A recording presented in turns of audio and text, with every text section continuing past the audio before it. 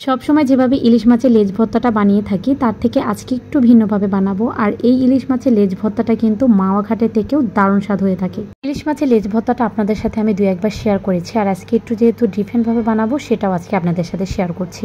এখানে একটি ইলিশ মাছের লেজ নিয়েছি, আর নিয়েছি 5 থেকে 6টি রসুনের কোয়া, আর 3টের মতো নিয়েছি পেঁয়াজ, আর 1টি আলু নিয়েছি।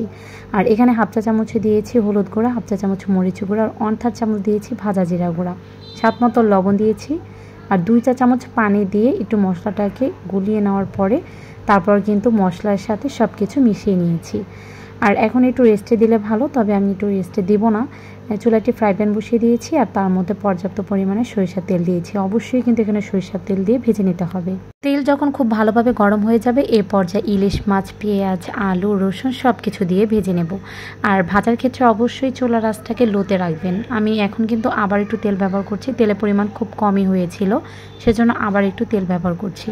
আর এখন লো আছে ঢেকে দেব, আর ঢেকে দিয়ে অপেক্ষা করব এক পাশ হয়ে যাওয়া পর্যন্ত।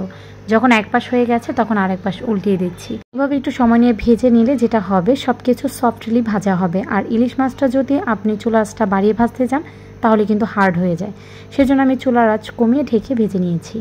আর আবারও কিন্তু ঢেকে দিয়েছি, আর ঢেকে দেওয়ার পর এখন কিন্তু হয়ে গেছে। আর এখন এক এক করে সব কিছু উঠিয়ে নিচ্ছি। কে কোথা থেকে আমার ভিডিওটি দেখছেন অবশ্যই কমেন্ট করে জানাবেন, যাতে করে আপনাকে আমি ছোট্ট একটি ধন্যবাদ দিতে পারি। আমার পেজে নতুন হয়ে থাকলে অবশ্যই পেজটাকে ফলো দিয়ে পেজের পাশেই থাকবেন। আর এই তো দেখতে পাচ্ছেন এক এক করে উঠিয়ে নিচ্ছে। আর ইলিশ মাছের সুন্দর একটি ফ্লেভার ছড়াচ্ছিল, এত ভালো লাগছিল যা বলে বোঝাতে পারবো না। তো সব কিছু হচ্ছে প্লেটে এভাবে সাজিয়ে নেওয়ার পর ঠান্ডা করতে দিয়েছি। আর এই তেলের মধ্যে 4-5টার মতো শুকনো মরিচ নিয়েছি। শুকনো মরিচটাও কিন্তু ভাজা হয়ে গেছে, এখন উঠিয়ে নিয়েছি। আর সব কিছু কিন্তু এর মধ্যে ঠান্ডা হয়ে গেছে। এখন হচ্ছে আমি শুকনো মরিচটাকে একটু লবণ দিয়ে তারপর গুঁড়ো করে নেব। শুকনো মরিচে বোটা সহকারে যদি ভেজে নেন তাহলে ভাজার পর 2-3 ঘন্টা কিন্তু বেশ মুচমুচে থাকে, সেজন্য অবশ্যই একটু বোটা সহকারে ভেজে নেবেন। আর বোটা ছাড়া যদি ভাজতে চান তাহলে কিন্তু দেখবেন ভাজার কিছুক্ষণ পরই মরিচটা আর মুচমুচে থাকে না।